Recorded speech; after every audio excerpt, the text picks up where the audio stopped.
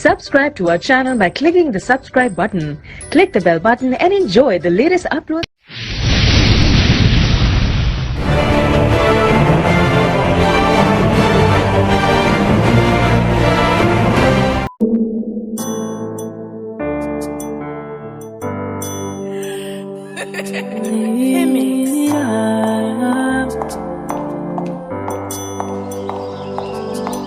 I don't know why. Love is what I see each time I look into your eyes. And for the very first time, all I wanna do is just remain here by your side. By your side. Ìwọ ló ní wájú. Hey, Mama lulu mi fire. Torí wọ́n ní ẹni agbójú òkunlẹ̀, ẹni agbójú òkunlẹ̀ kò jẹ́ ní àgbà.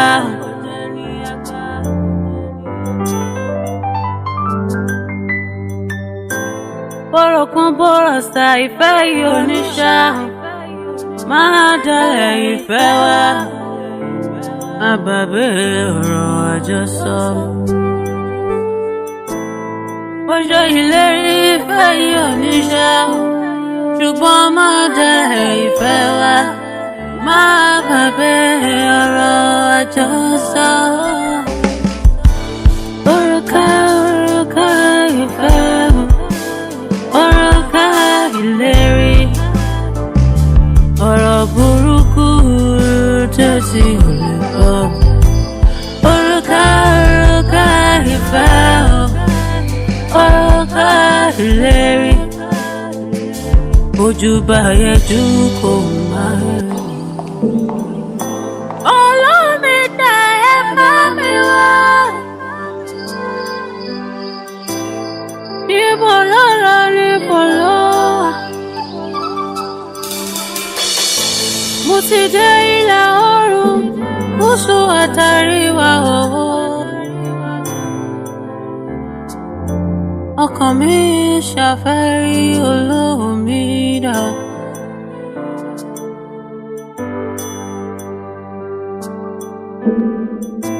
Àṣẹ ẹ̀rín kọ́ nífẹ̀ẹ́, àwọ̀ fẹ́lẹ́ kò jẹ́ káríkù ẹnìkan.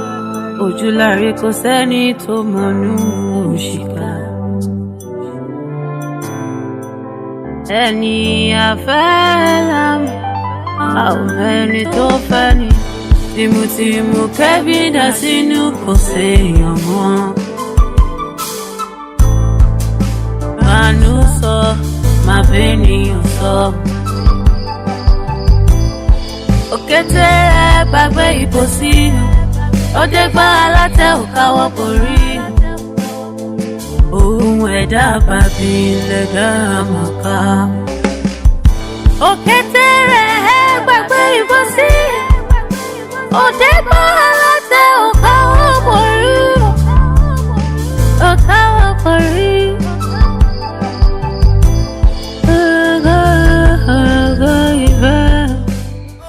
My friends they say we are waiting for the day that she go run away. And my family they say ojú ọ̀kẹ́rẹ́ kòkó láwo.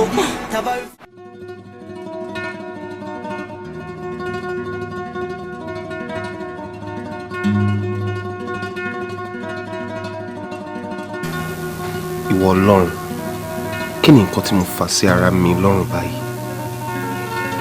Mo torí ìfẹ́, mo gbàgbé ìkìlọ̀. Àwọn ọmọ mi méjèèjì, Kejì àti Tóbi, mo fẹ́ kó mú wọn gẹ́gẹ́ bí àbúrò ẹ̀ láti ṣiṣẹ́ lọ. Bẹ̀rẹ̀ sí tọ́ wọn sọ́nà, jẹ́ kí wọ́n máa kàwé wọn. Are you with me? Sórí, mo fẹ́ kó mójútó wọn débi wípé mi ò ní fẹ́ kó rin ìrìnkúrìn nítorí pé ìrìnkúrìn tó rí yẹn ló ń jẹ́ kéèyàn rí ìrìnkúrìn. Ìrìnkúrìn kẹ̀dẹ̀rẹ́ òun ló ń bí ìṣekúṣe. Ìṣekúṣe kẹ̀dẹ̀rẹ́ òun ló ń ba àwọn ọmọ yìí láyé jẹ́. Mo dẹ̀ fẹ́ kó kàwé wọn dójú àmì kí wọ́n tó mú tọlọ́kùnrin wọnú ayé wọn torí pé tọkùnrin bá ti wọ̀ ọ́ wọn ò ní lè kàwé mọ́. Fìyẹ́lẹ̀ mo fẹ́ bẹ́ẹ̀ sọ̀rọ̀. Kí ni kan náà? Ọ̀rọ̀ tí bẹ̀rẹ̀ tí mo sọ fún pé orí ẹ̀mí ọ̀dẹ̀ ló pé kí n lọ bá dókítà. Mo ti lọ. Kí wọ́n á wí? Dókítà sọ pé mo ti lóyún. Wọ́n ní bó ṣe kí ni? Wọ́n ní pé mo ti lóyún.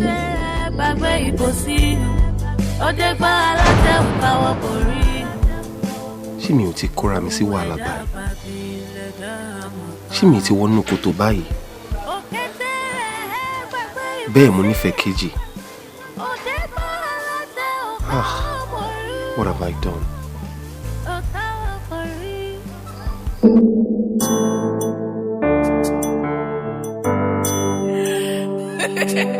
Femix.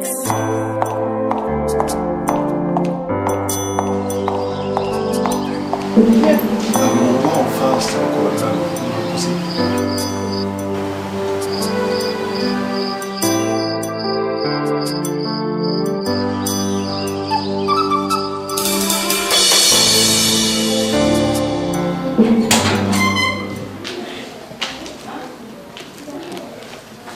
Lọ́lá kó lọ kó àwọn fúrúùtù yẹn kó rí po clean yẹn ó mọ́ dáadáa kó dẹ̀ slice ẹ̀ bá ṣe máa slice ẹ̀ kó wá tò sínú ike yẹn kó gbé sínú fridge àtẹ̀fọ́ yẹn náà ṣe wọ́n bẹ́ẹ̀.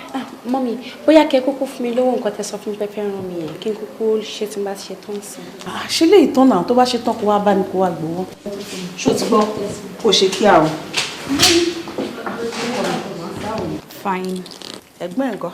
Àwọn wà lókè. Ló bá mi pè wá mi ní kó wá rí mi fẹ́ rí kó bá mi gbé báàgì ẹ̀ sí bedroom. All right, Mommy.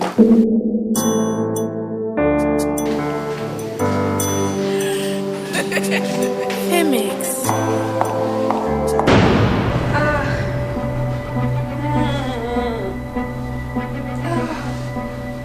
Big sis. Big sis. Kí ló ṣe yín? Ikùn mi. Kí lẹ jẹ? Hold on. Should the time period mean? Toby, I don't know. Is it menstrual pain? I don't know. Bá mi wá oògùn.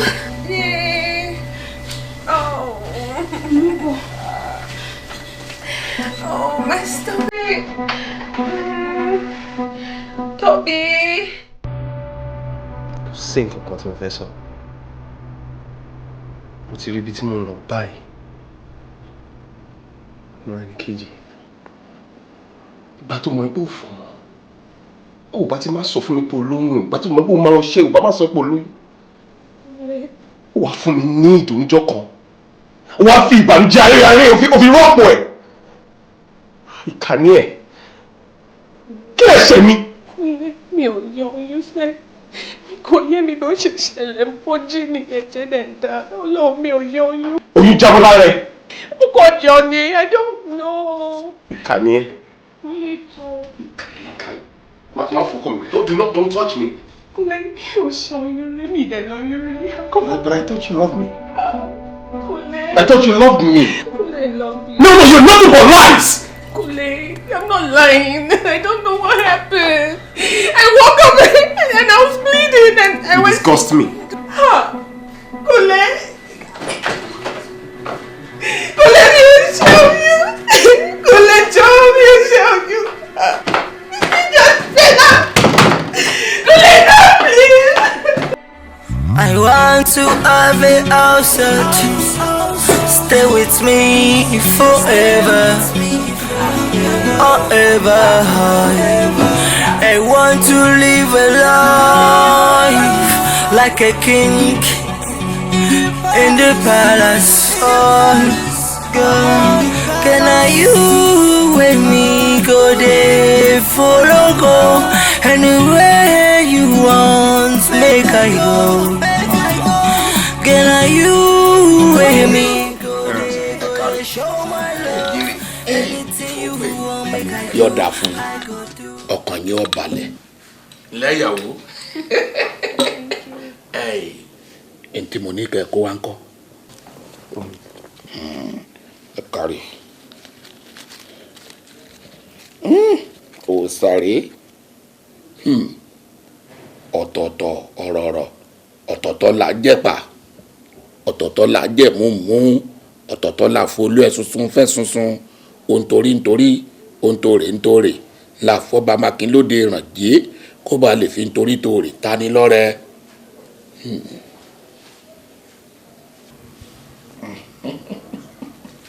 Ọkàn ni ó balẹ̀.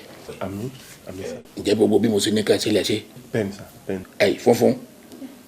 Yes, sir. Ẹ wá gbọ́, ẹ tún padà wá. Ṣé kò sí sir? Sẹ́rí mímú tèmi mo fún yín pé kẹ́ ẹ lọ rèé ṣe bẹ́ẹ̀ ti ṣe. Dídá padà tẹ́yìn wá dá padà fún mi. Èmi ọ̀sùn ẹ̀sẹ̀ tó wá kó àwọ̀ ewé mọ́ ìgbà náà ló do ogun. Ẹ gbádùn mi, ẹ wá padà wá rànlẹ̀. Ìwọ lè padà wá. Àmọ́ bó náà bá sọ pé kẹ́ẹ̀jọ wá ni o. Inú àlejò wà tí o. Bí ẹ bá wá aráyè rànlẹ̀, ẹ máa jùbọ̀ láàárọ̀ la. No, máa wá sàbí. Ọ̀dà ọkàn ni ó balẹ̀. Lẹ́ funfun ó yàtọ̀ sí a ó funfun bí òsàn bàtà láti funfun rẹ̀ inú rẹ̀ sì funfun. Ẹ bá gbé nínú funfun oníwà funfun. Omi àwọn àdìsí ti bá ti rí báyìí. Ẹ ṣé sir. Ọ̀kárí. Ẹ ṣé sir. Yà kúnlé báwo.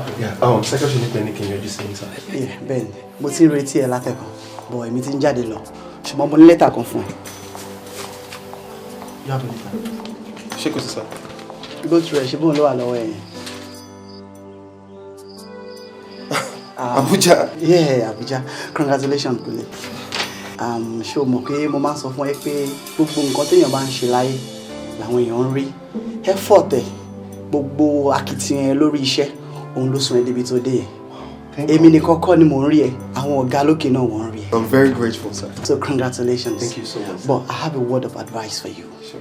Sori new office tó gbé ẹ sí yẹn, mo fẹ́ kó túnbọ̀ tún ṣe ju nǹkan tó ń ṣe lọ tẹ́lẹ̀ lọ. Well, you can bet I will, sir. Your profile is very, very important. Once again, congratulations. Ẹ ṣé gan, sir. Okay, Ẹ ṣé gan, sir.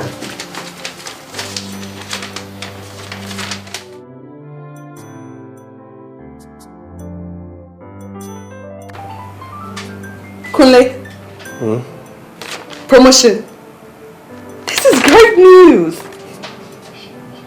Kunle, are you excited? Ibo ni wọ́n rí tó kọ sínú lẹ́tà yẹn. Abuja. Ṣé Abuja wá gẹ́gẹ́ bí ẹ̀yin lé? Kunle, what are you talking about? This is great I'm news. happy about the promotion, but I'm not happy about the relocation. Ṣé mo máa kẹ́rin sí màmá gba Abuja lọ ni? Màá fi ẹ́ lẹ̀. Nítorí tèmi. Yeah. Gbàgbé, we'll make it work. We'll sort it out. Okay, we'll shuffle. I don't want to say, you're here this week and then next week. We take turn. Okay, what about your school? Studies and go. Kenny, I don't want to say. No, but it's still far. Oh, my love. Oh, anywhere. We are together for life, me. KG. Yeah, Banuje, this is great news. Yes. Walo Philandra. Oh, my love. No lie, no, I didn't go one. Thank you so much.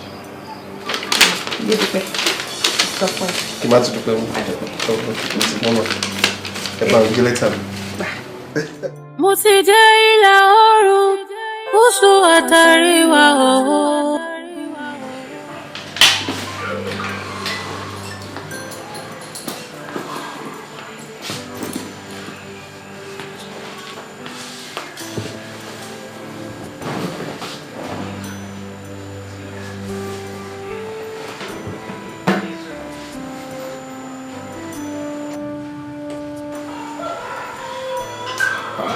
Ó lè gbà ọ́ lóde. Ó lè. Kí ló ṣe ẹ́? Ọ̀rọ̀ Mrs. Oruka àti sú mi bíṣẹ́. Kí lóbìnrin tún fẹ́ lọ́wọ́ mi? She's just getting on my last nerves for no damn reason. What is it again this time? Kò sí nǹkan tí bá ṣe, I never do it right. Tí bá gbọ́wọ́ tí wọ́n ní kí mi ò gbé dáadáa, tí bá gbèsè ní mi ò gbé dáadáa, every time tí ṣe bá ti pè mí àtọ́bìnrin pọ̀, it's always a problem for me. Olè, tí n bá ní tán ẹ̀, láti ìgbà tí mo ti wà l'Abuja yìí ni mo ti study wa àtọ̀gá ẹ̀, and mo rí pé ìwọ ló ní majority of the fault tó wà lẹ́yìn. Èmi? Yes. How? Okay. Now, Fúnpọ̀ ń try láti please ọ̀gá ẹ̀ níbi iṣẹ́, òun gangan ni fault yẹn. Why do you see it that way? Yes, because tó bá gbéṣẹ́ fún ẹ, ó ò ní ṣe lásìkò tó yẹ kó ṣe. Time tí wọ́n bá ní ìdíṣẹ́ ìlú náà máa sáré kiri, ìyẹn dè ní mo mọ̀ tí wọ́n ń pè ní eye service. So that's how you see it. Eye service ni. So go bí ṣe wàhálà tí mo ṣe wàhálà kẹ́ńpẹ́ nígbà okay kí ṣe lọ smooth and fine eye service ni mo ń ṣe.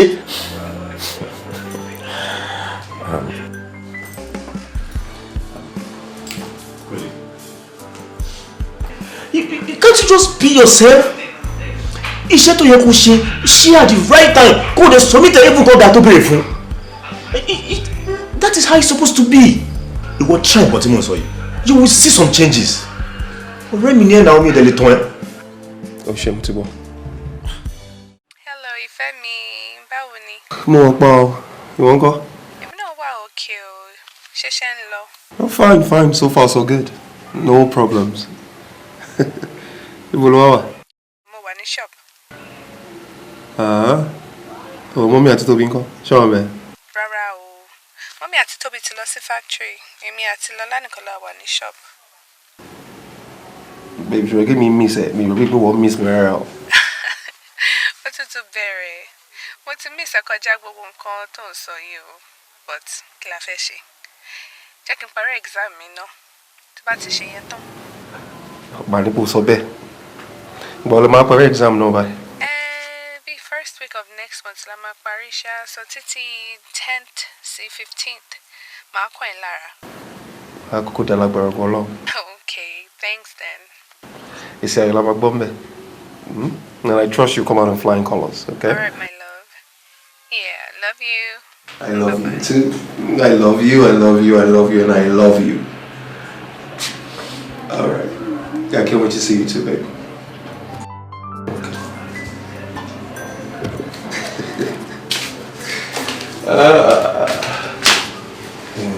Okay. Lálẹ́ tí wọ́n fi lọ́ọ̀bù fọ́ lórí báyìí. Àwọn tí fẹ́ jẹ́ tí bá ṣe mọ́ ẹni kejì. Ìwọ àti kejì yìí ṣá. Kọ́lọ̀ máa yẹ kó jẹ́ kan ní ló máa padà para wọn last. Well, fi wá lẹ́nu. Come to think of it. Kúlẹ̀. Nígbà tó ti ní serious relationship nísìnyí, tẹ́lẹ̀ tí ń plan láti fẹ́ra yín. Kí ló tó jẹ́ kí Bọ́lá máa lọ́n lọ ẹ̀? Irú ọ̀rọ̀ ló ń sọ lẹ́nu. Ṣé mo focus sí Bọ́lá lọ́rùn ni àbí mo ní kó jókòó síbi kan tí mo ní kó má lọ ni? Bóyá you understand nǹkan tí mo ń try láti sọ. N tí mo ń try láti sọ ni pé ìgbà tó mọ̀ pé kò sí future kankan láàrin ìwà àti Bọ́lá tó rẹ̀ ti true pẹ̀lú ẹ̀ ó ń ṣe pé jókòó kó jẹ́ kó mọ́ stand ẹ̀. So ògbóni rí ni you're just a weakling. Ọ̀rọ̀ obìnrin àtọkùnrin ló sọ bẹ́ẹ̀ ẹ̀ sókè wá pè é sí kí ni mi ṣe mọ́ ó fẹ́ kó pa mí kọ́mú nǹkan lọ sọ́dọ̀ bàbá aláwọ̀ kan sẹ́yìn kan lọ ṣe nǹkan ní remote control ní o Kúnlé sit up kí n dìde sit down kí n jókòó Kúnlé go and get water from the kitchen kí n tún lọ máa pọ́n mi. Obìnrin no. Tí bá ti mọ̀ pé time tó tí mi ò ṣe mọ́ all I have to do is change my attitude tí o bá ti like ẹ̀ ṣe fi ní. Kúnlé ṣé o gbọ́dọ̀ tó ṣe gan ló dangerous jù. How? ọmọ yìí sì bó ṣe wáyé tó bá pè jókòó tó bá yẹ ti yẹ kó mọ stand there òun ló make sense because fine ó lè dùn bó tó bá yẹ ti wá solution sọ̀rọ̀ ara ẹ̀ náà ó kàn waste time ọmọ ọlọ́mọ ni. Is she your sister? Àbíkílẹ̀ tó advocate for her. This is the Korean going she. See, wọ́n fi pa mi mẹ́. You know what I'm saying? Mo kò ń tò wọ́n ni so tí mọ́mí wọn bá máa dé then they get out. nǹkan tí mo fẹ́ kó ṣe ni pé bí ọmọ ìjókòó jẹ́ kó mọ stand there jẹ́ kó mọ̀ pé ẹni èjì ò lè fẹ́ ra mọ́ ẹ lè jọ́ rẹ̀ náà. Oh, but you're dulling me already. Show me here. Show me nǹkan. ṣé mo sọ wọn fẹ́ mọtí ni. Oh, mo nǹkan. Okay, I need something to drink. Kúnlé.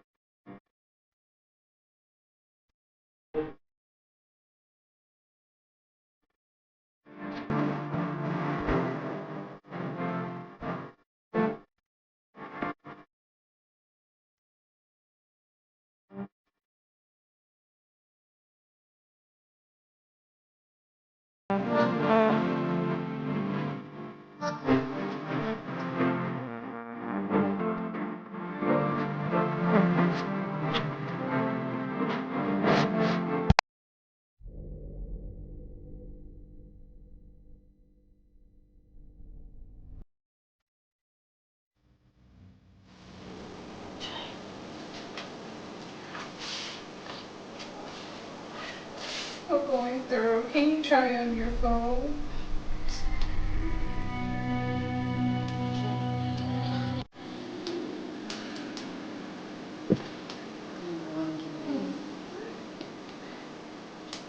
Hello? Hello?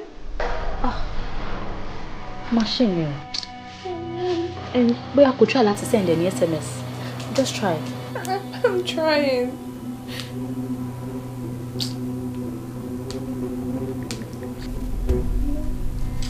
Did you deliver? Well, Elaine not delivered. Ugao. Àti ìgbà wo lélẹ̀ tí ń ṣẹlẹ̀ báyìí? 2 weeks. I haven't really heard from him. I'll call you back. But then 2 weeks now, I haven't even heard from him at all. Bóyá kó má jẹ́ nǹkan tí ò ṣe yọjú sí uncle ẹ̀ ńgbà tó sick nìyẹn. Because ó ní wọ́n pé kò yọjú. I don't know. I hope nothing bad has happened to him. Let's try again. We need to try you. I've tried. Konja omi ṣeré gbogbo voice note. Oh shit.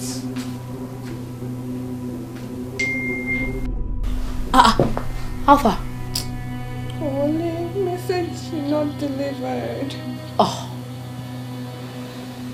Oh, ọ̀rẹ́. Ní wàá bẹ yanjú ẹ̀. Ní Olúwa ràn mí lọ́wọ́ dé àbí kí la fẹ́ ṣe. Tó bá ní Kúnlé máa sọ ara ìdí abẹ́rẹ́ tí èèyàn máa wá kiri máa jiyàn. Eré la kọ́kọ́ pè àfìgbà tí Kúnlé sọ ara ìdí ọkọ mọ́ wa lọ́wọ́. Ìgbà tí ẹgbẹ́ máa kọ́kọ́ bẹ̀rẹ̀ àìsàn yìí a pè Kúnlé. Bí Kúnlé ṣe ń fi òní dòní bẹ́ẹ̀ ló ń fi ọ̀la dọ́là. Ìgbà tí àìsàn yìí wá wọ ẹ̀gbọ́n ẹ̀ lára la bá gbé wọn lọ sí hospital. Tó bá ní ká lọ wá owó wá tó máa fi ṣiṣẹ́ abẹ fún. La bá ń pe Kúnlé ò máa gba aago. Nígbà tá a dẹ̀ rówó san lọ́lọ́jọ́ bá dé lẹ́lẹ́mí bá gbà á. Ṣé pé èèyàn tí Kúnlé jẹ́ lélẹ̀? Ẹ̀gbọ́n ẹ̀ tó fi gbogbo ayé ẹ̀ fi sìn. Ẹ wo kò tí ẹjọ́ wá lójúmọ́. Lẹ́yìn ìgbà tí gbogbo ọ̀rọ̀ yìí ṣẹlẹ̀ n bá ní kí n tún try nọ́mbà Kúnlé bí a tiẹ̀ tún lè pè. Ẹni tó ń gbé fóònù ẹ̀ wrong number ló ń pè. Ní bá gba kámú tèmi. Àṣé lóòótọ́ ni pé tẹ́dá ọba ẹ̀ ti tọ́lá o ìwà oníwà ló ń wò. Ó dìgbà tó wó bá dé ọwọ́ ẹ̀dá kéèyàn tó mọ orúwà tẹ́nìyẹn ní gangan. Kúnlé wá débi ọ̀la tán ó wá ń tẹ̀lé báṣubàṣu. Òun lẹ ti fetí ara yín gbọ́ ṣe bí mo sọ fún ẹ o believe me ṣe bí wọn náà ti ń fetí ara ẹ gbọ́n sìn so kó mọ bó ṣe máa ṣe rẹ̀ kó gbàgbé ẹ̀. Tèmi bá mi. Kí ni tiẹ̀ tó bá ẹ ń bẹ̀? Kí ni big deal? Àwọn family ẹ̀ gan-an wọ́n ti move on. Kí wá ní tiẹ̀ girlfriend lásán lásán fẹ́ sọ̀rọ̀ ẹ̀ di rúùtù ni? Kò lè yé ẹ. Kí ni pé kò lè rí mi? Tọkùnrin bá kọyàn ọkùnrin mi lèèyàn máa fẹ́. Kí ni big deal wọ́dẹ ló dá yìí ló fine? Kí ló ṣẹlẹ̀? Mo ní kò lè yé ẹ. Ṣé ti lóyún ni? Kò bá dá tó bá jẹ́ pé oyún mo ní o. Kí ló wá kí ló lè tó yẹn? Nothing. Ẹni agbójú òkunlẹ̀, ẹni agbójú òkunlẹ̀ kò jẹ́ ní àgbà.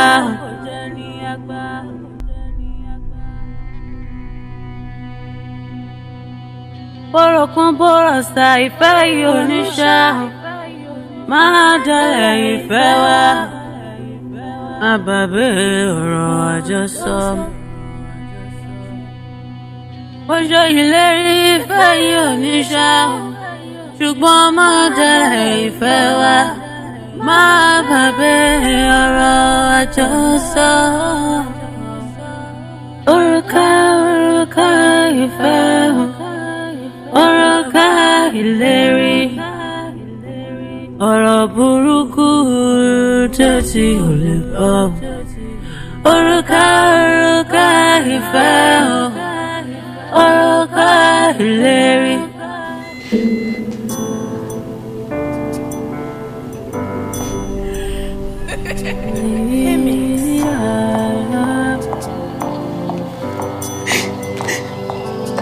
I don't know why. Love is what I see each time I look into your eyes.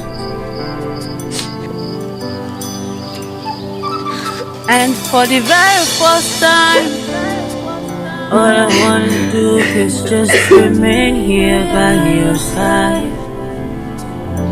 By your side. Ìwọ ló ní wájú. Èyí mama lulu mi láyà.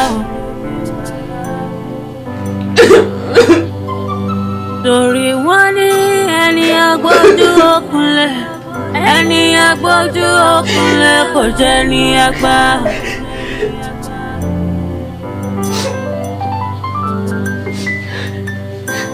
Bọ́rọ̀ kan bọ́rọ̀ sá ìfẹ́ yìí oníṣà, máa dalẹ̀ ìfẹ́ wa, má bàbá ọ̀rọ̀ àjọsọ. Tí wọ́n gbélé mi lọ́wọ́ báyìí, mo ṣọpẹ́ tèmi ni pé nínú ọgbà yìí mo bọ́, mo kọ́kọ́ jó bọ̀ pé èmi náà fún call up letter tán ní kí n tún padà wá. I was so happy. Mo dẹ̀ dúpẹ́ lọ́wọ́ Ọlọ́run. Sórí part A nìyẹn o, sórí part B ibẹ̀ ni pé nígbà tá a máa ṣí call up Abuja ni mo ní wo ìyẹn náà ṣì better at least Abuja ṣì wà òkè ju àwọn ìlú tá a gbọ́dọ̀ dárúkọ yẹn lọ. Mo bẹ́ẹ̀ yọ. Ó bá mi yọ. Ìwọ ńkọ́? Ìwọ gangan ni mo bá yọ because o ní problem kankan, kò sí stress kankan fún ẹ. Èkó ló ń post ẹ sí. In fact o lè jog lọ sí orientation camp yín. But I wish. Wish that. Dekunle was here. I miss him so much. Mo ti sọ fún ẹ pé kó yé máa sọ̀rọ̀ Kúnlé. Ṣé babes, is there more to it? Like I'm scared for you. Kúnlé has gone for over a year. Gbọ́n kankan pa ẹ̀. And you're still here talking about Kúnlé. Okay, maybe I'm missing something. Babes, you can talk to me as a friend. Girls think, does it really do it that bad or that good? Ew, that's private. I can't talk about that. That's private then. Even if it does, other people can do better. Okay. Má bínú. Ó ti ń ba mood mi jẹ́ now. I'm not here to talk about Kúnlé. Mo ti sọ fún ẹ pé kó gbàgbé bọ̀bọ́ ẹ kó move on. Nǹkan mi wà bẹ́ẹ̀ ni. Anyways, let's go celebrate for you. Hey, that's it. That's the spirit. Ó call for celebration. Jẹ́ ká ṣayé jáde jàre. Ó ní lọ change èmi ti wà okay báyìí. Sójà tó máa mú mi á jọ wà lẹ́nu ẹ̀. Mú ẹ, ẹnu mi ṣe. Mo bóyá kó bá mú dírẹ́sì, bó bẹ̀rù mọ́. No, Ẹ̀gàn ni. Ìwọ ni o. Jọba mi mú dírẹ́sì ọ̀rẹ́ mi. Kí lẹ́yìn ẹ wá sọ? No, wọn náà máa get back sí mi. Ó wà lágbára. Ọlọ́run ti rẹ̀ mí bí pé ká máa lọ́lé mi.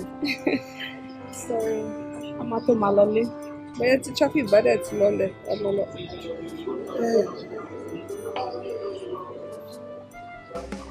What's up?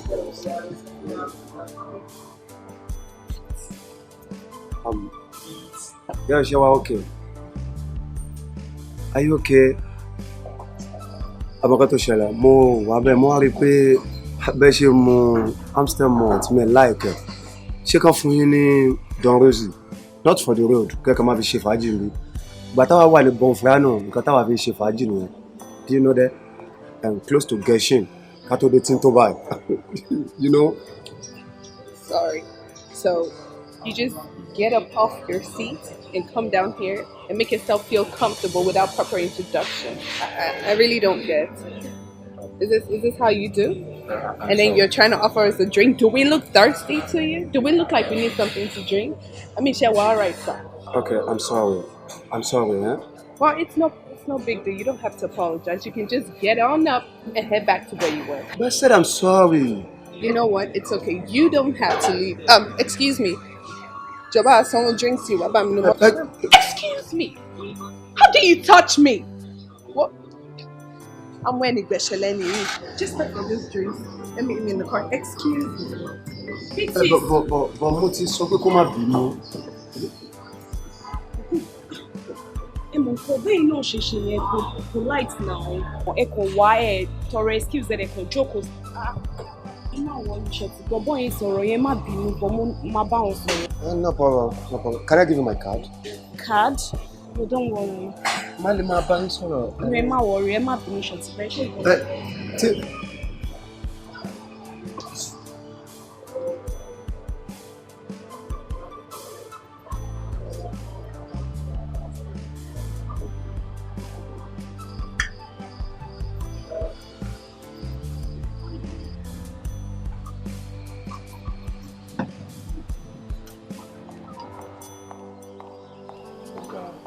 Wá rí bó ṣe bẹ̀rẹ̀ sí sọ̀rọ̀ ọjọ́ ọmọ kan pé pẹ̀lú bí mo ṣe tó yìí ṣé kò wo dúró mi ni ṣé mo ṣe tíìkì tó ní àbí mo ṣe ga tí mo síngbọ̀lẹ̀ tí mo fèrè gbọ̀n tí mo kẹ́fìtì tí mo kàǹkà tí mo wúwo ṣé gbogbo yẹn kò jẹ́ kó wù ú ni kó bẹ̀rẹ̀ sí sọ̀rọ̀ ẹni mo tún fẹ́ fọwọ́ kan tó bá gbélé ṣe ń ṣe kí ló ní owó mi mo fẹ́ ná o kọ́ lọ́ọ́ má bà tèmi jẹ́ mélòó àwọn tí mo ti mówó fún nígbà táwọn adé ní ìbàjọ́ pàdé bẹ́ẹ̀ àjọ máa ń mówó fún yàn ni. àwọn hàn là mo rí bẹ́ẹ̀ ó fẹ́ fara ẹ̀wẹ̀ àmọ́ rí bẹ́ẹ̀ ó hàn.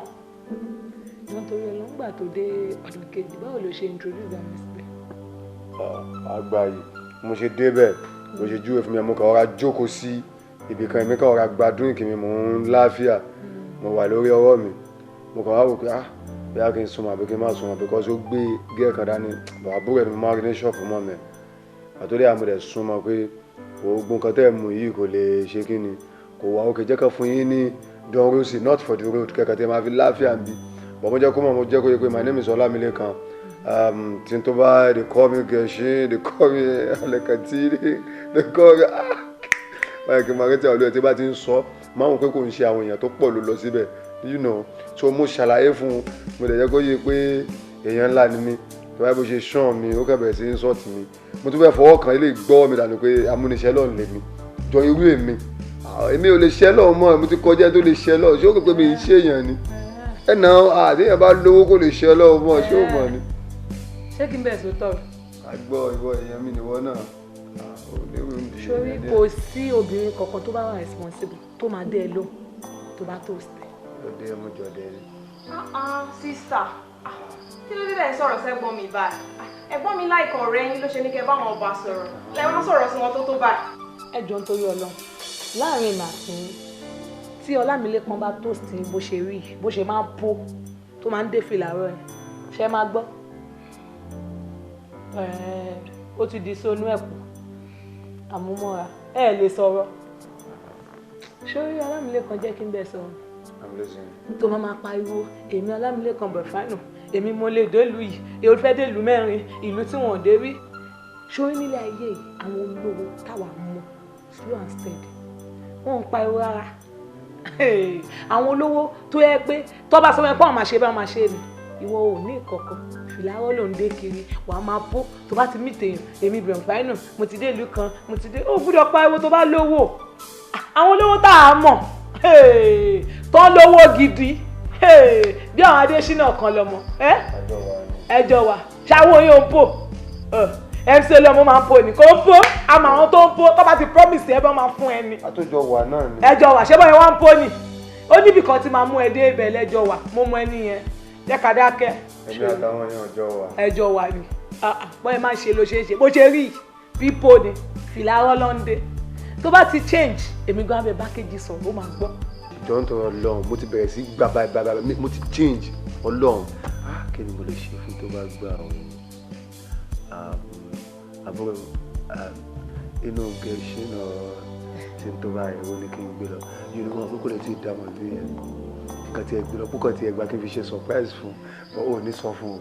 wọ́n tó fẹ́ change náà ni o tún fẹ́ ṣe gẹ̀ẹ́sì o fẹ́ gbé lọkùnrin náà ìlú tí wọ́n gbọ́ rí tí wọ́n dé rí lọ change ìwẹ̀ tẹ̀lé àwọn silent tó lówó àwọn tó ń pariwo tó bá ti change tí bàbá kejì sọ máa gbọ́.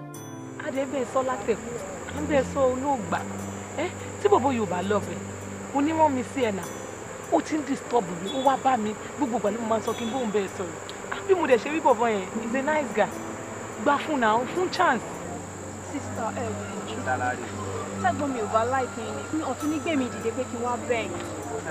He might have approached it wrongly the other time, but please, I beg you.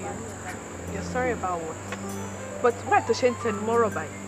Wọ́n ní pé kí n date èèyàn tí mi ò mọ̀, mo ní mi ò mọ̀ rí, báwo mo ṣe máa date èèyàn tí mi ò mọ̀ rí? I don't have feelings for this guy. Èwo ni ìdẹ́ni kó máa tẹnu mọ́rọ̀? Kejì. Ṣé o mọ̀ pé mo ní boyfriend? Kejì kìíní. Kejì. Ó mọ̀ rí, mo mọ̀ bọ̀bọ̀ ìfẹ́. Mi ò mọ̀ rí.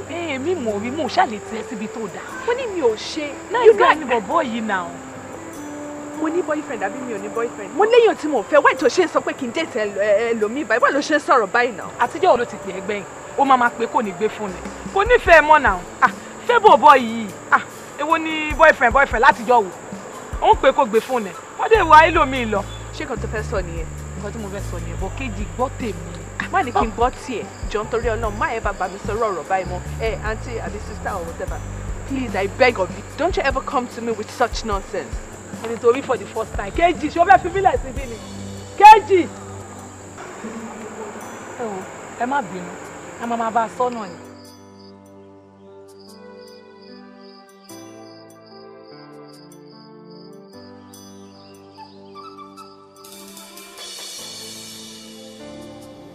Big sis, ẹ ní láti sọ gbogbo nǹkan tẹ́ ń ṣe. Àbí báwo lẹ ṣe máa fojoojúmọ́ ẹ máa sunkún, máa ronú. Tẹ́ bá tẹ ro ti condition ara yín, ẹ wo ti health mommy àti daddy. This thing you are doing is not fair, please. Uncle Kule ti ṣe nǹkan táwọn fẹ́ ṣe nìyẹn. You just have to let go and move on. Sis, please. Be fine and move on. Èmi kínkínní létí àwọ̀ ó ní kí n gbọ́n dànù kí n máa jẹun. Ṣé ìyẹn mí ni pé ó yọ kúrò lọ́kàn mi ni? Kunle has gone deep in my heart. Kunle is someone that I love with every being of myself. Do you know what we have been through together? Do you know what holds us together? I have tried. God knows I have tried to let go. I just can't. Kò easy bẹ́ẹ̀ yẹn fún mi. Kí mo wá fẹ́ ṣe?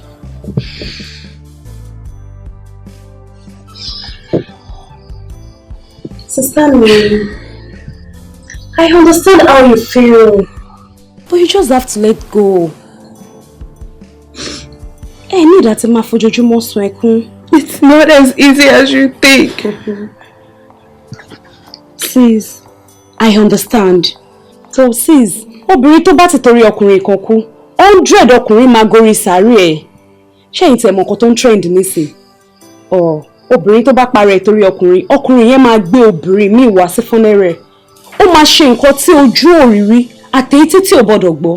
So kí lẹ wá ń dara yín láàmú, ẹ máa pariwo, ẹ máa sunkún all the time. Ẹ jẹ́ pọkùnrin pọ̀. Can move on pẹ̀lú life. It's not as easy as you think. I understand. I just miss him so much. Sis, it's okay. Oh, don't start. It's okay. My Kunle. Sorry, sis. Inú mi dùn sí ẹ gan. Honestly, kì í ṣe wọ́n nìkan àtàbúrò ẹ̀ náà, but títí ẹni wípé wọ́n ti serve náà, ó dẹ̀ ti ń ṣiṣẹ́. Ó gbọ́ràn sí mi lẹ́nu, mo ní mo fẹ́ kẹ́ ẹ kàwé yín, so that ẹ bá kàwé tẹ́ ẹ níṣẹ́ lọ́wọ́, tó bá di pé délé ọkọ ẹ ní jẹ́ liability sọ́kọ lọ́rùn. Honestly, inú mi dùn, ọmọ gbọ́ràn sí wọn náà lẹ́nu. Ò ní gbégun eléegun, ò ní ṣíléwọ̀. Yorùbá ní òjò lọ, ẹ̀rù lọ, ẹni ká dé sákan. Ilé obìnrin ń pẹ́ iṣu. Now, o ti ń ṣiṣẹ́ nìsín, o ti ń gbowó. Báwo ni tọrọ ọlọ́kọ̀dé? Daddy, mo ní èèyàn kan tí mo fẹ́, but he's not around. He'll travel. But tó bá ti dé, I'll make sure pé yọjú sí kẹba. Kejì, mo rántí pé ó ti fẹ́ méjì tá a ti sọ̀rọ̀ ọlọ́kùnrin nígbà tó fẹ́ bẹ̀rẹ̀ sí serve pé ọkọ ẹ̀ ń kọ́ olo travel. Ṣé travelling yìí ṣé kò ní dé mọ́ ni? Ìgbà wo gan ló fẹ́ dé? Daddy, ó máa dé, ó travel ni. No. Wait. Ṣorí, ọkùnrin àtòbìnrin náà mọ̀nú ara wọn. Mo dẹ̀ mọ̀ pé ẹ máa sọ̀rọ̀ dáadáa bí ìgbà wo lẹ sọ̀rọ̀ last. Last month, mo bá sọ̀rọ̀ last month. What? Last month ló bá ọkùnrin tí wọ́n pẹ̀lú ẹ̀jọ́ fẹ́ gbéra yín sínú ilé ló bá sọ̀rọ̀? No, irú relationship wo ni ẹ? Kì í ṣe pé ẹ ń sọ̀rọ̀ per second. Last month? Okay. Mo fún ẹ ní just 1 week. Èmi ò mọ̀ bó ṣe fẹ́ ṣe o. Láti mọ ọkùnrin wá bá mi. Yes now. Wait, ìdùnnú òbí ni wípé kó ṣoríire. Káwọn ọmọ ẹ̀ náà ṣoríire. Inú mi dẹ̀ ti dùn pé okay, ẹ̀yin ti ń ṣoríire nísìnyí. N tó kù kò ju wípé kó o ní settled home pẹ̀lú ọmọ, pẹ̀lú ọkọ ẹ, kí gbogbo ẹ máa lọ. Ìyẹn nínú wa máa dùn. Ìyẹn làwa náà fi máa ní ìfọ̀kànbalẹ̀ lọ́jọ́ alẹ́. Wait, tí ó bá rí bẹ́ẹ̀ fún mi ní nọ́mbà ẹ̀. Daddy, I'm not worry, I'll call him. Mo worry. Daddy, ṣe bí. Jẹ́ kí n bá sọ̀rọ̀ fún ara mi. Daddy, ṣe bí get to bá sọ̀rọ̀. Yes. I'm not worry, fóònù mi ò sí ní báyẹn. Lọ mú fóònù ẹ̀. Daddy, I'm not worry, sẹ́. Lọ mú fóònù ẹ̀. Máa pe mọ́mí ẹ o.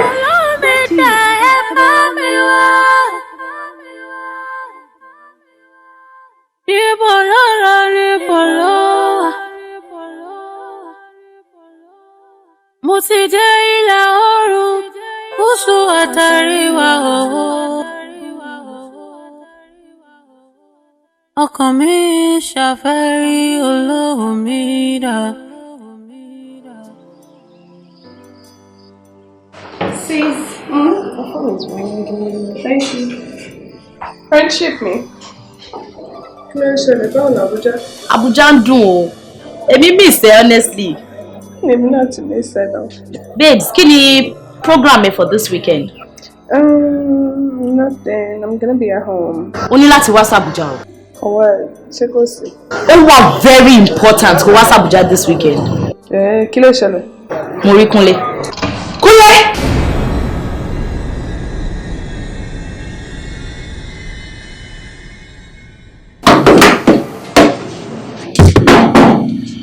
Yeah?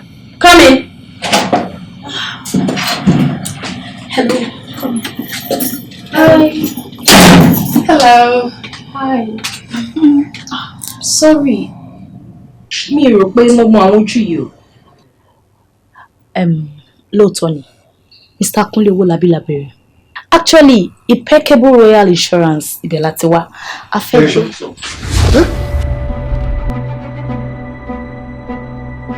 Baby, ìwọ ló ń bẹ̀rẹ̀. Kúnlé, àṣé nǹkan kan ò ṣe ẹ́. O wà láyé. Wọ́n á jẹ́ kí mi máa dààmú ara mi kiri. Kí wọ́n máa wá ẹ kiri ní gbogbo ìlú yìí. O ṣe o, Ọlọ́run á dáṣà. Èmi ò wá bíbá wa bẹ́ẹ̀ jà o. Àbí?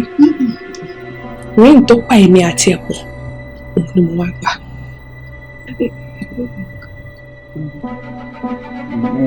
Mo ring. Kúnlẹ̀ àbọ̀yá wẹ̀rẹ̀ ni kí ló ń sọ wọ́n ní mi ìwà bíbá wa bẹ̀ ẹ̀jà mi ìdẹ̀ wá da ilé ẹ̀rú ring tó pa wá pọ̀ ring tí babaláwo fún wa lọ́jọ́ sí tí kò ní jẹ́ ká lóyún wọn ni mo wá gbà. Lẹ́kúnlé ṣe ọmọ ẹ̀dọ́ ń sọ náà rí. Bẹ́ẹ̀ni sà. Lẹ́ ọ̀rá mi yóò dáa fún ọ. Ọmọ látòkè désàlẹ̀ ìtọ́ funfun yìí ọmọ rèé ọ̀kàrẹ̀ ọmọ dáa iṣẹ́ ìgbèrè mo ni mo ti parí rẹ̀ orí wo òrùka orí méjèèjì rèé orí báyìí oògùn ní abẹ́nà gọ̀ǹgọ̀ ọ̀gbádùn rẹ̀ gbà wá tẹ́tí rẹ̀ kó gbọ́ orí òòka tí mo kó fún yín ìwà tóbìnrin rẹ̀ ẹjọ́ kì í bọ̀wọ́ lọ́kọ̀ọ̀kan odidi ọjọ́ mẹ́ta gbáko ẹ gbọ́dọ̀ bá kóra yín ná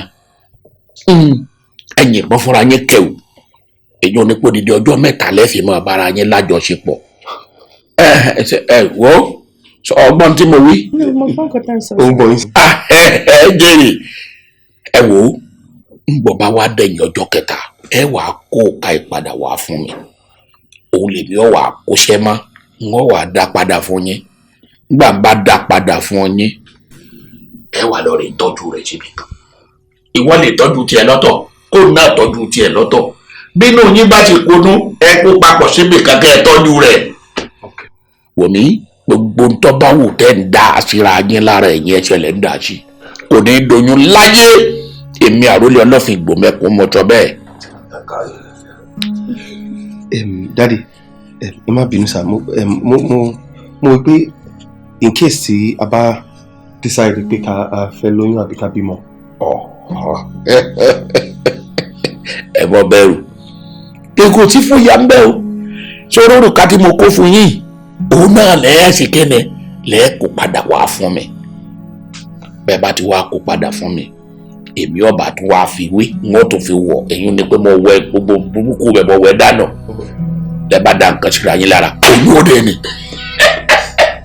ẹ ṣe dájú yọ̀dà wọ́n kí ni kí n máa lọ sá. ẹ kárí ẹ tọ́jú ọmọ yìí o nǹkan gbọ́dọ̀ ṣe é ilẹ̀ ọmọ látòrí dé. so ẹ text mi ní account number tí mo sọ yẹn. ọ̀dà ẹ ṣe sá. ọ̀kadà ọba alẹ́. ẹ ṣe dájú. ẹ kú ní kẹyìn ọmọ yìí.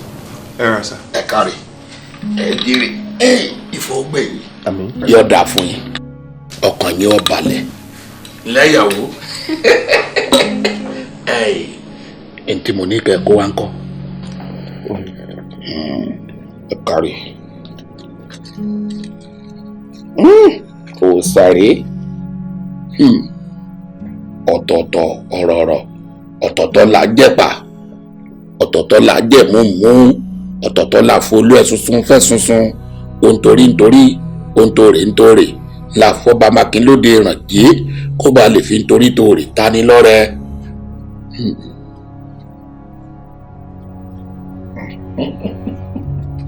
ọkàn ni ọba lẹ. ǹjẹ́ gbogbo bí mo ṣe ní ká ṣe lẹ ṣe. bẹ́ẹ̀ni sá bẹ́ẹ̀ni. ẹ funfun. Yes sir. ẹ wá gbọ́ ẹ tún padà wá. ṣé kò sí sá.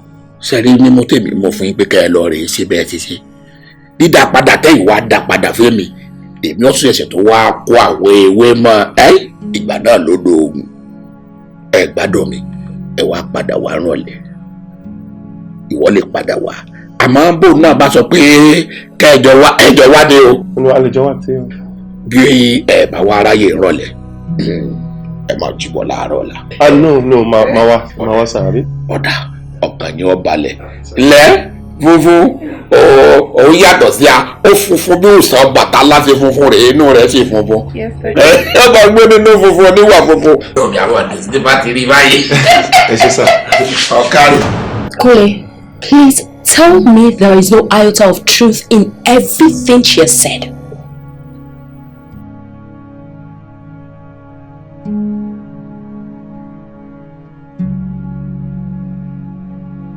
ọ̀daràn èèyàn burúkú ni Kúnlé Ọba oyún jẹ́.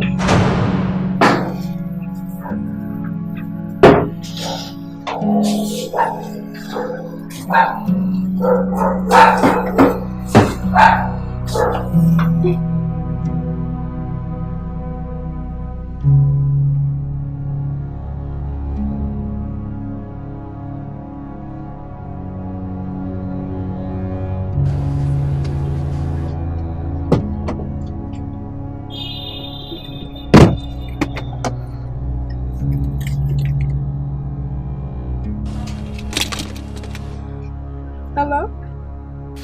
Báwo ni kejì? Adúpẹ́, ẹ̀yin kọ́? Èmi náà wà wá. Lórí ìgò tó send sí mi yẹn. Bẹ́ẹ̀ni. Mo ti ṣe findings lórí ẹ̀ but nǹkan tí mo find out paper kan. Kí ló ṣẹlẹ̀? Content tó wà nínú ìgò yẹn oògùn tó máa fi ń ṣẹ́yún ni. Ẹ́? Yes, mo mean pé drugs tó fi ń ṣẹ́yún lóògùn yẹn. I mean pé ògùn yẹn òun náà fi ń ṣẹ́ oyún. So but come to think of it, báwo ni wọ́n ṣe rí? Dókítà máa pè yín padà ń sìn, máa pè yín padà.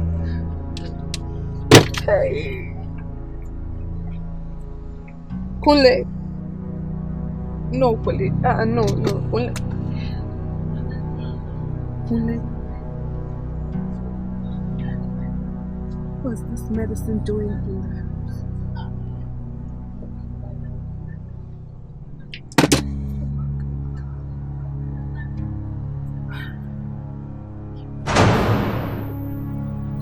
Ìgbà yẹn mo wá rí àwọn oògùn yòókù nínú wardrobe Kúnlé.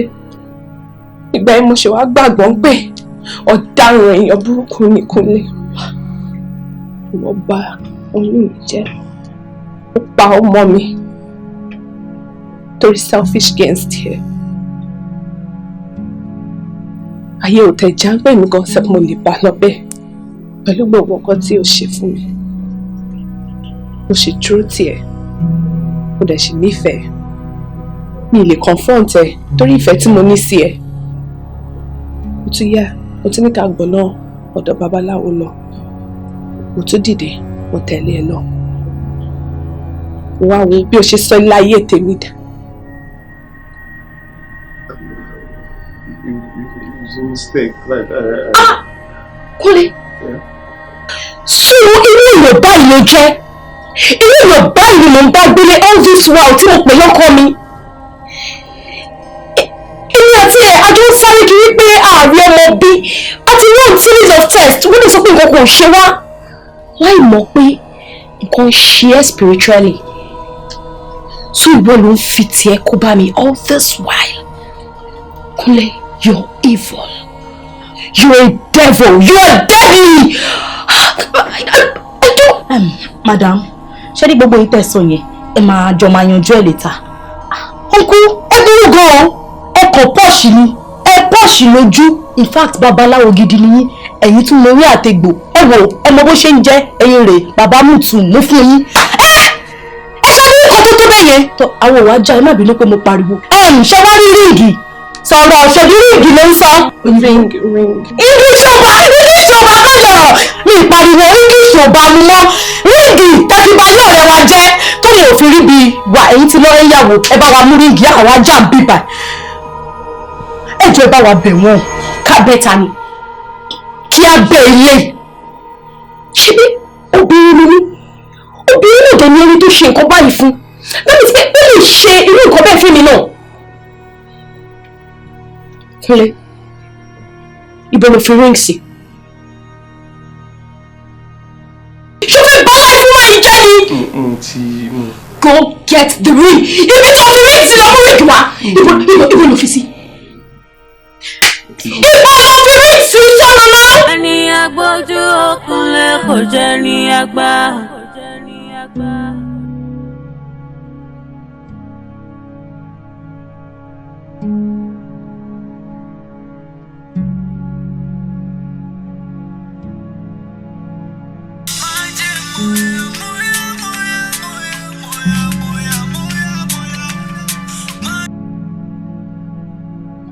Angel mi ọmọ bàbá ẹ̀ Daddy. I'm not fine. Kí ló dé, kí ló ṣe? Why are you crying? Kúnlé ni. Ọkọ ẹ̀. Kí ló ṣe fún ẹ? Ṣé ó lọ ẹ ni? Daddy, nǹkan tí Kúnlé ṣe fún mi ó ju pé kó lù mí lọ. Kò ní ẹ jẹ́, why are you crying? Kí ló dé dé àsìkò? Okay, ó mọ nǹkan tó máa ṣẹlẹ̀. Mo wà nílé, wá bá mi. Daddy, nǹkan tí mo ṣe ń kọ́ yín ni pé mo fẹ́ sọ fún yín pé mo ti pack gbogbo ẹrù mi, mo ń kúrò nílé. Mo kàn fẹ́ prepare mind ni so that ẹ bá dédé rí mi nílé pẹ̀lú gbogbo ẹrù mi, you understand, you know I'm already on my way. No, má kẹ́rù ẹ. No, don't do that. I don't do that. Má kẹ́rù. Wá rí mi náà kí n gbọ́ nǹkan tó ṣe. Tó bá wọ̀ tí ká lọ kẹ́rù ẹ, èmi kò á tẹ̀lé ẹ lọ kẹ́rù. In fact, màá tún kó àwọn sójà dání ká máa bá mi discipline ẹ. Má ti kẹ́rù ẹ sí ìjọba. Àbẹ̀kàdé. Ọmọ bàbá ẹ̀. Ọmọ bàṣẹ jẹ́. Ọmọ wọn lẹ́pẹ̀ẹ́ alárọ̀. Wá bá mi. I'll be expecting you.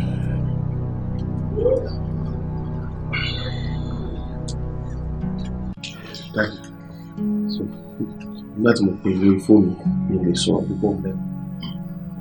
Ìrìn ti dé sí ìgbà máa gbà mí báyìí. Mo bá wọn. Kí ni tó ṣẹlẹ̀ gan? Ṣọ́rí, ó ní ọmọ kan tí mò ń fẹ́ sí. Ọmọ olówó ni. Bàbá ẹ̀ ní owó púpọ̀. Ọmọ náà dẹ̀ nífẹ̀ẹ́ mi náà nífẹ̀ẹ́. Mo jáde ìṣeré nǹkan méjì ló wà. Ó yìn lọ sílé ìwé. Bàbá ẹ̀ pè mí. Wọ́n ní kí n mú bí àbúrò. Àmọ́ ọmọ gan fúnra ẹ̀ ó nífẹ̀ẹ́ mi. Èmi náà dẹ̀ nífẹ̀ẹ́. Ibi tí problem wá wà sí ni pé ṣeré à ń ṣeré ìfẹ́. Kò dé gbọ́dọ̀ dóyún. Àti pé mo fẹ́ kó yẹ pé kẹ́ fi ìfẹ́ mi sí lọ́kàn. Kó má bàa rí ọkùnrin mi àfi mi nìkan. Fọkànbalẹ̀. Kò gbádùn mi. Wá gbọ́ mi. Kò ní lóyún. Wọ́n bọ̀ sí òrùka kan. Ẹ̀yin méjèèjì ni ọmọ wà lọ́wọ́ rẹ̀. Gbogbo ìgbà tẹ́ bá ń bára yín lọ́pọ̀ kò ní lóyún. Ọ̀nì wa gbọ́. Sọ̀rọ̀ òrùka òun náà ni wọ́n tó parí iṣẹ́ ìmùlẹ̀ sí. Kò ní rẹ̀ lómi ìfẹ́. Sórí kó lóyún ọwọ́ rẹ̀ ló wà. Kó má lóyún ọwọ́ rẹ̀ ló wà. Wòmí kódà kó rìnrìn àjò. Kó má sí lórílẹ̀‐èdè yìí kó lórílẹ̀‐èdè ibòmíì. Kò ní lọ́kọ mi. Wòmí ìbéèrè tí mo fi ṣe òrùka tí mo ti fún yín ẹ tó bẹ̀ mí lọ́wọ́ rẹ o òun lọ bẹ̀ mí lọ́wọ́ ẹ̀ pé ká ṣèmùlẹ̀ fún yín. Kúnlé, aṣọ ọ̀daràn burúkú ni ẹ́. Pẹ̀lú gbogbo nǹkan tí mo ṣe fún ẹ, pẹ̀lú gbogbo ìfẹ́ tí mo ní sí ẹ, ó ṣe irú nǹkan báyìí sí mi. Àṣé òun wá múlẹ̀ fún mi ni. Ìdákùnjàre Ọlákúnlé. Òka tí mo kó fún yín lọ́jọ́ sí tí mo pé kẹ́ ẹ kó tọ́jú tásìkò bá wá tó tẹ́ mọ̀ pé ẹ fẹ́ bímọ pé kẹ́ ẹ dó òka òun padà fún mi òka ń dà.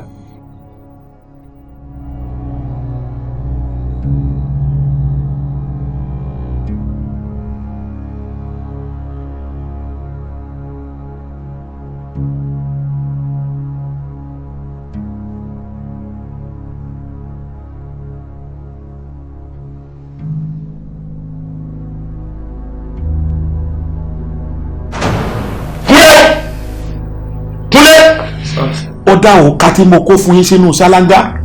Kúnlé, bàbá, Kúnlé ọba ayé mi jẹ́. Ifá o, ayé rẹ lọ dà sí ṣáláńgá yìí. Àṣàbùnú ọmọ ni ọ́. Lákúnlé, aṣọ ọ̀tá sọ́sọ́ lọ́mọ, ó ṣí bọ́ọ̀bọ̀ ó yáyà. Jẹ̀bẹ́tẹ̀, ọwá dètè lẹ́bi bíbí ìpamọ́tọ́rọ̀.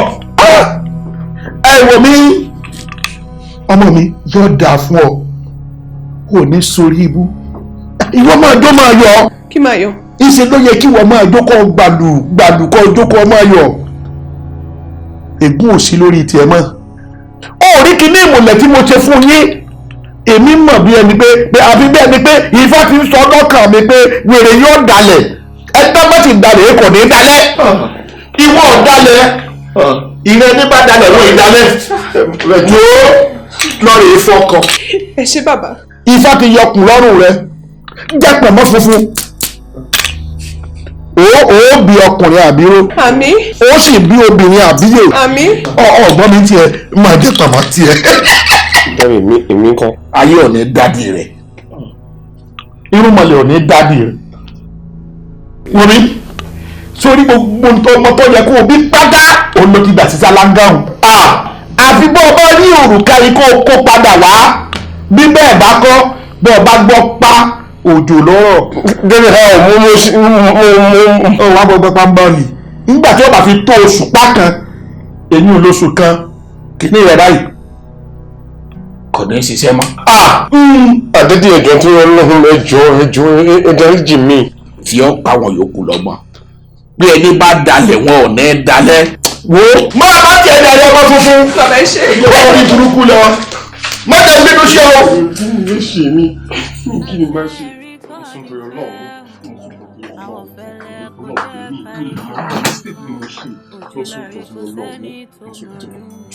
Kule, if you dare hold home again, oh, you be me. Oh, they're so sorry. Kí ló dé? Oh, man, he got gone. So ìwọ lè kúnlẹ̀ níwájú mi láti máa bẹ̀bẹ̀. It's because I love you. Ṣebí pé o mọ gravity nǹkan tó ṣe. Otherwise, o tí ẹ ní fẹ́ súnmọ́ mi rárá. That was in the past now. Mi ti ẹlẹ́jọ́ bẹ̀rẹ̀. Torí Ọlọ́run tó jú. Kí má lọ bìkan. Ṣebí ilé mi lélẹ̀. Ilé popsi mi ló di ilé wa bí. No problem. I'm leaving this place for you. Enjoy it while it lasts. Don't leave me here by myself, no, please, eh? Kúrò lọ́nà fún mi, Kúnlé.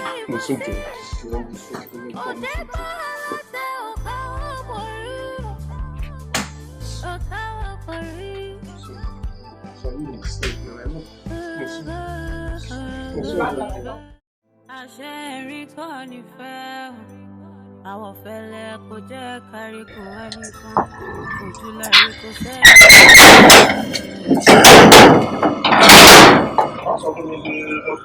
Ẹni àfẹ́ àwọn ẹni tó fẹ́ sínú kẹ́bídà sínú kò sí ìrànwọ́. Màánú sọ, màá fẹ́ nìyàn sọ. Yes, sir. Hallelujah. Daddy, I'm calling ọkọ ọmọ yín ni sir. Mo mọ̀ pé wọ́n ni. Mo dẹ̀ mọ̀ pé ẹranko lásán tó dáwọ́ èèyàn bóra ni ẹ́. Gbogbo ìwà burúkú tó wù gbogbo ẹ̀ ló ti wọ̀n sí mi lọ́wọ́. Look here. Adéwúrà wọ ẹlẹ́dẹ̀ lọ́rùn tán. Ó wá gbé wọnú ìgbẹ́.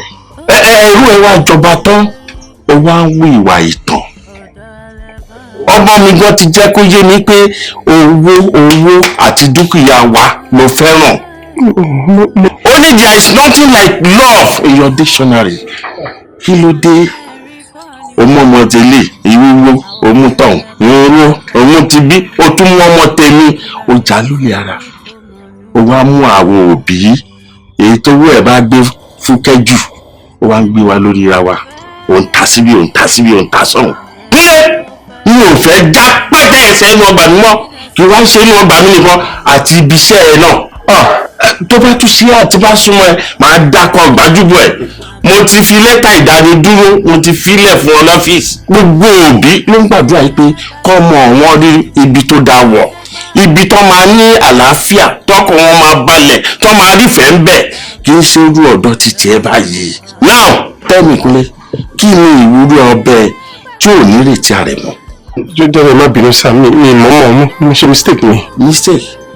Now Kúnlé leave my company. Ẹ jọ̀ọ́ dẹ́. Leave my house! Hey, look here! Kí ló fẹ́ ṣe? Mo ń lọ náà ni sá. O fẹ́ ti kọ́kọ́rọ́ bọ mọ́tò? Bẹ́ẹ̀ni. Ta ló ní ká? Company car ni sá.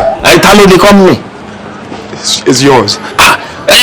Ó ti jọmọ mi ló lè ara. So tún fẹ́ jà mí ló lè dúkìá mi ni. Rárá sá mi. Lẹ́yìn ìgbà tí ti rí ẹbí ṣé o tún fẹ́ gbé mọ́tò mi àbí? No. Now I want to see your back. Sir? Sorry sir. Hey! Sir! Hey! Please, Look at next time tó bá ṣí lẹ̀kùn mi or ṣí gate fún mami you be start. Ẹ máa mú kára wá bí lọ́jọ́ yan.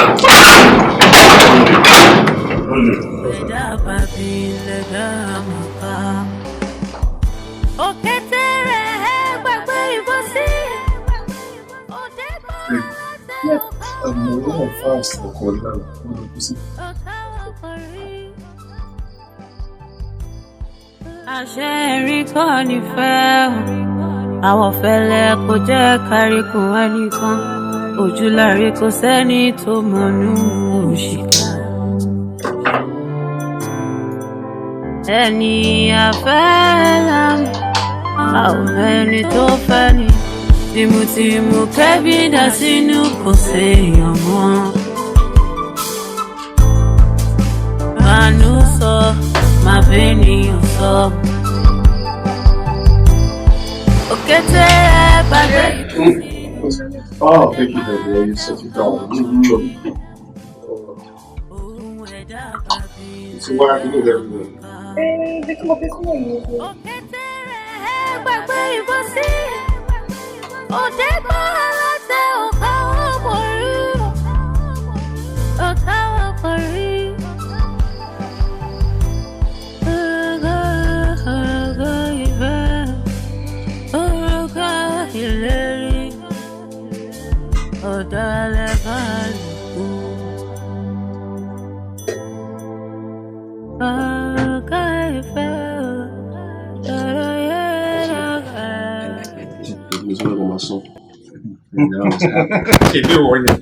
I trust you. Every day, all day, man, I'm on run. I'm working.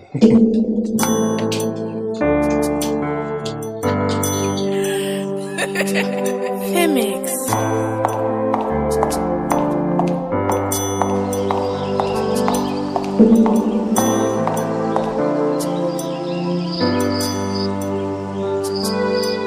Paddy,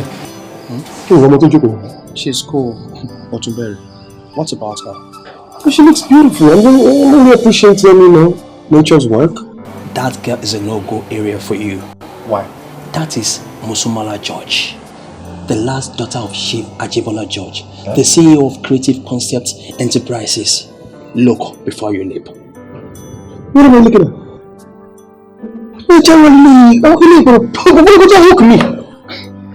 She could say about fiancé here.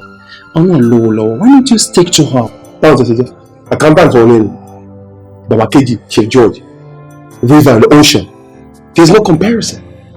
Who draw up? New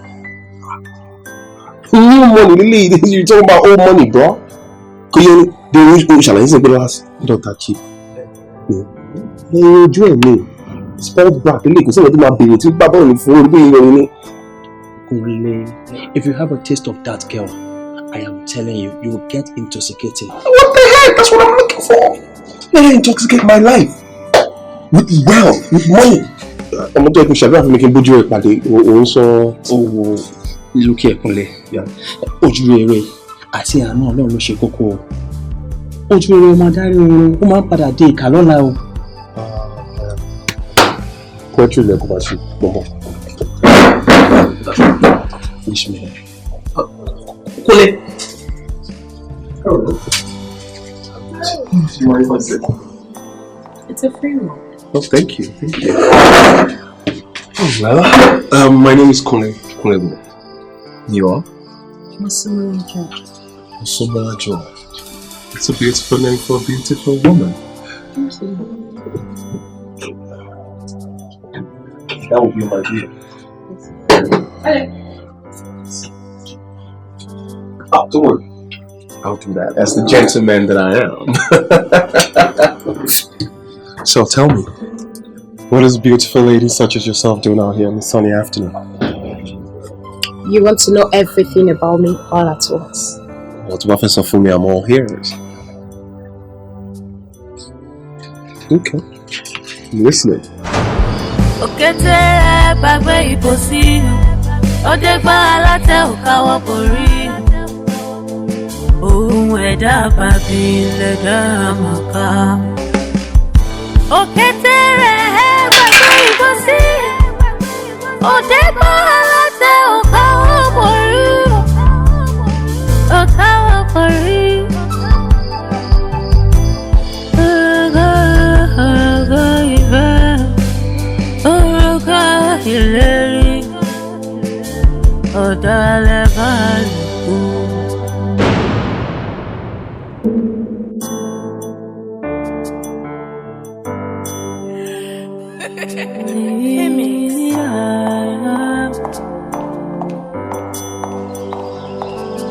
I don't know why. Love is what I see each time I look into your eyes.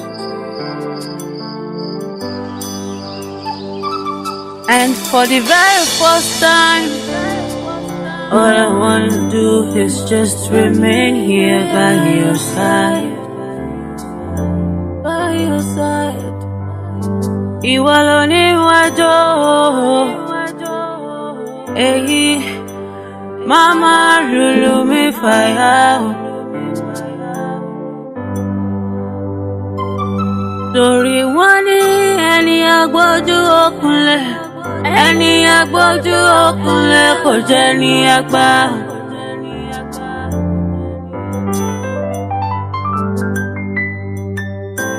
Bọ́rọ̀ kan bọ́rọ̀ sá ìfẹ́ yìí ò ní ṣá, máa dalẹ̀ ìfẹ́ wá. Àbàbẹ̀ ọ̀rọ̀ àjọsọ. Ọjọ́ ìlérí ìfẹ́ yìí ò ní ṣẹ, ṣùgbọ́n máa dalẹ̀ ìfẹ́ wá. Máa bàbẹ̀ ọ̀rọ̀ àjọsọ. Òrùka òrùka ìfẹ́, òrùka ìlérí, ọ̀rọ̀ burúkú tẹ́tí ò lè gbọ́. Òrùka òrùka ìfẹ́, òrùka ìlérí, ojú bá yẹjú kò máa rí. Olómi dá ẹ bá mi wá. Níbo ló lọ, níbo ló wà? Mo ti dé ìlà oòrùn, gúúsù àtàríwá òwò. Ọkàn mi ṣàfẹ́rí olómi dà.